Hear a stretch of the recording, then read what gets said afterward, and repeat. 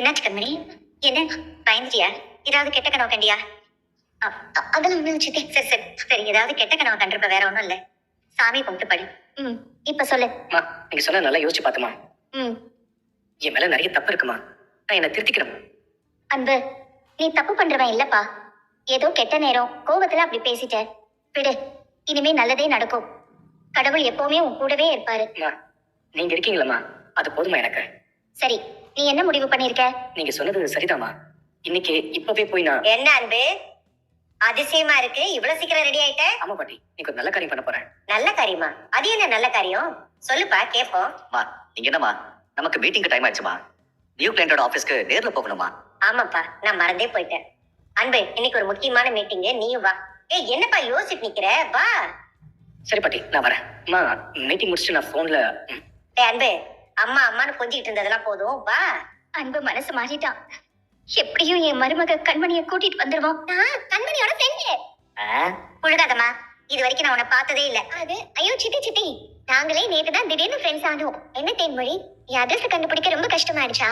அப்புறம் எப்படி வந்து பூ கடைக்கு விளம்பரம் தேவையா? கண்மணி வீட்டுக்கு அட்ரஸ் தேவையா?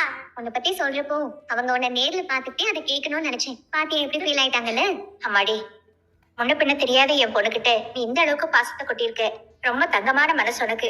என்னைக்கும் நீ நல்லா இருக்கணும். என்ன கண்மணி, அப்ப நம்ம வேலையை ஆரம்பிக்கலாமா? ஆரம்பிச்சிட வேண்டியதா? சரி சொல்லு, படத்துல இன்னைக்கு என்ன படம்? நீ முன்ன பின்ன இடியாப்பா சாப்பிட்டிருக்கியா இல்லையா? ஐயோ சித்தி, அவ சும்மா காமெடி பண்ணிட்டு இருக்கா. என்னடா, என் பொண்ணு இப்படி சந்தோஷமா சிரிச்சு பார்த்தேன், ரொம்ப நாளாச்சுமா. நீ அவளை சிரிக்க வச்சதுல எங்களுக்கு ரொம்ப சந்தோஷம். நிஜமாவே உனக்கு எப்படி நன்றி சொல்றதுன்னே தெரியலமா. கவலைங்கிறதே ஒரு நோய்ங்க. இனிமேல் இந்த குடும்பத்துல அது இருக்கவே கூடாது.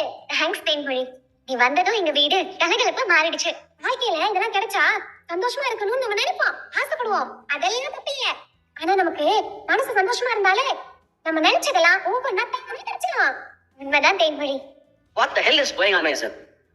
இடியாப்பம் வாங்குறதுக்கு வேற இடமே இல்லையா? Sorry sir. காலையிலேயே ரோட் வரமா எங்கேயாவது சாப்பிட்டு வர மாட்டியா? இதோட இந்த இடியாப்பம் வண்டிலாம் என் ஆபீஸ் வாசல்ல வந்து நின்னுச்சு. இப்படி சைக்கிள்ல வந்து இடியாப்பம் விற்கிறதுக்கு தான் நான் இவ்வளவு பெரிய ஆபீஸ் வச்சிருக்கேன்.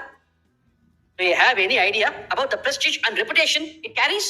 சார், உங்க கம்பெனி ரொம்ப கௌரவமான கம்பெனியா இருக்கலாம். ஆனா a company's culture seen first at its gate ன்னு சொல்லுவாங்க. நீங்க நடத்துறது ஐடி கம்பெனி தானே sir? Data first, conclusion later. அதே பிசினஸ் பிளான் தானே சார் இதுலயும்? You sound overconfident.